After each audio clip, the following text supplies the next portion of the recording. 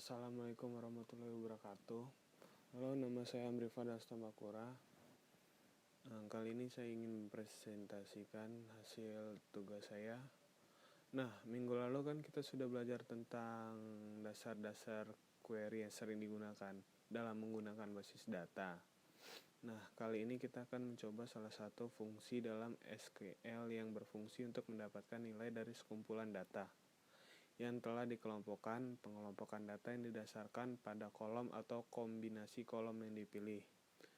Nah, fungsi tersebut adalah fungsi agregasi.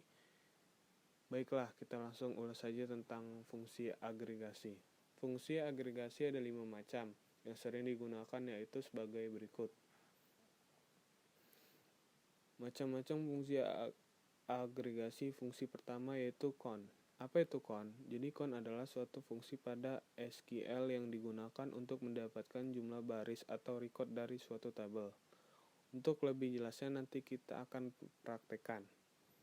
Fungsi kedua yaitu sum. Apa itu sum? Jadi fungsi sum adalah fungsi pada SQL yang digunakan untuk menjumlahkan nilai dari sekumpulan record.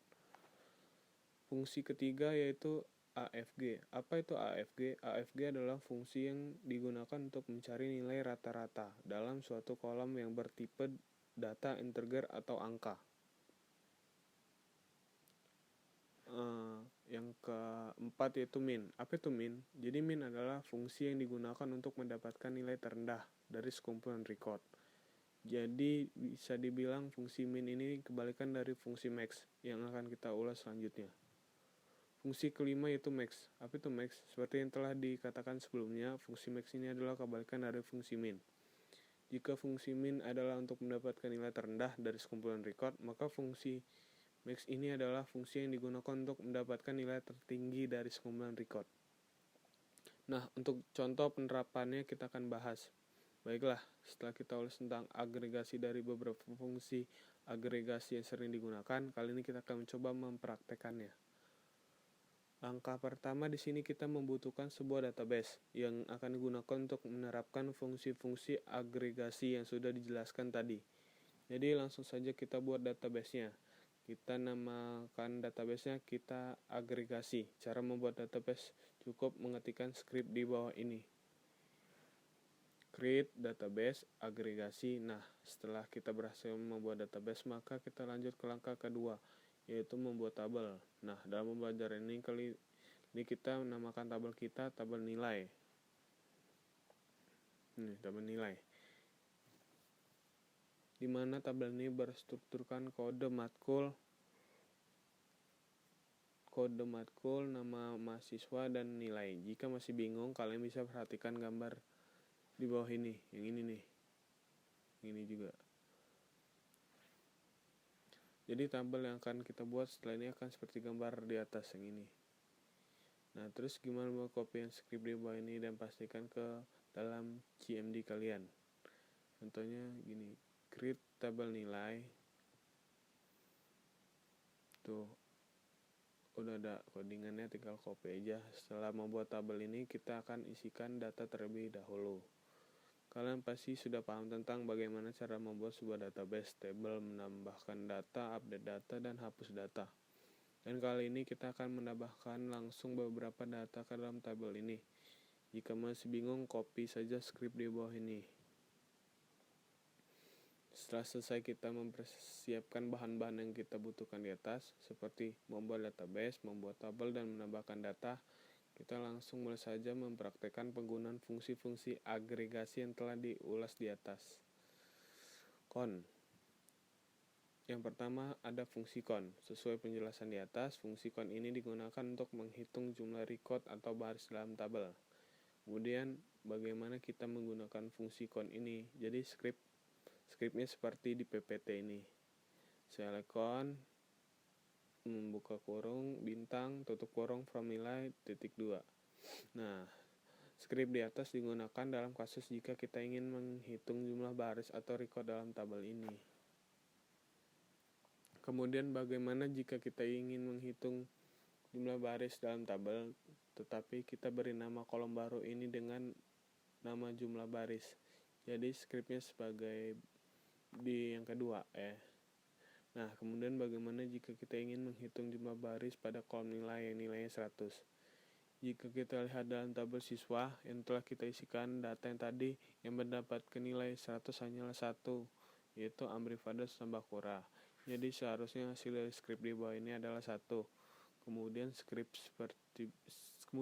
seperti berikut. Ini yang nomor 3. Baiklah, setelah kita belajar tentang penggunaan fungsi kon, selanjutnya kita belajar fungsi agregasi sum. Detailnya bisa kalian perhatikan di bawah ini. Nih, yang ini. Sum keempat. Fungsi sum atau fungsi yang digunakan untuk menghitung total nilai dari kolom tertentu.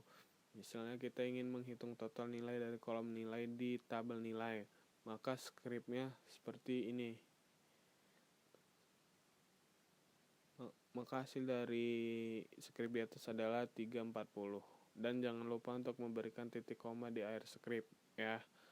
Kemudian bagaimana jika kita ingin menghitung total nilai yang didapatkan oleh Andika Doan? Skripnya sama dengan yang di atas. Kita hanya tinggal mengganti bagian fungsinya aja. Untuk lebih jelasnya skripnya ini nih nomor 2. Lanjut AFG. Select AFG adalah selanjutnya kita akan memerankan fungsi AFG. Perhatikan codingan ini.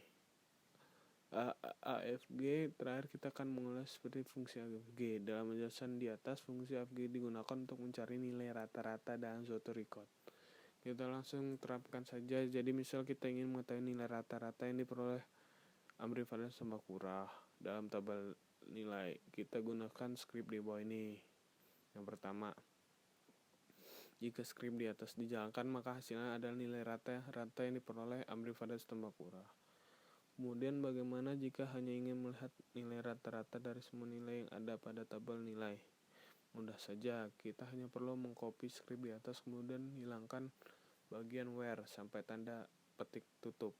Atau lebih jelasnya kalian perhatikan skrip di ini nih, PPT. Select AFG. Nah, itulah skrip jika kita hanya ingin melihat rata-rata yang ada pada tabel nilai. Kita akan lanjut belajar tentang fungsi min. Untuk lebih jelas, perhatikan